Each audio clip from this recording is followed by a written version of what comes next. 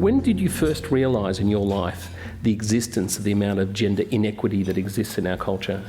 It was during an event when I knew I was going in to do this job in the academy. I decided that I needed to understand the Army a little more because I have to say Army, Navy and Air Force are definitely different tribes and they have different ways of doing business. So about 50% of the officer cadets that are at for Army.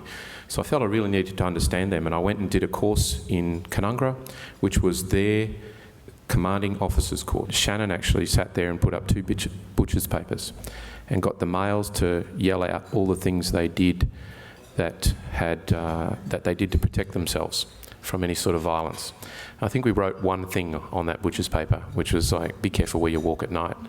And then they asked the senior women in the room to put on their piece of butcher's paper what they did.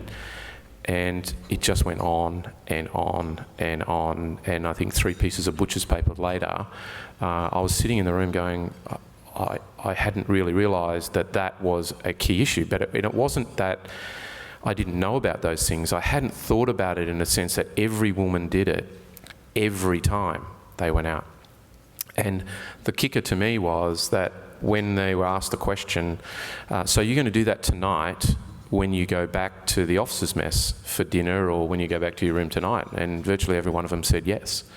It actually hit home to me that as a person I had been biased to the fact of what was going on around me. And once I'd seen that, I couldn't unsee it. And from that point on, I started to looking for all of those little bits of bias that I had within my own life.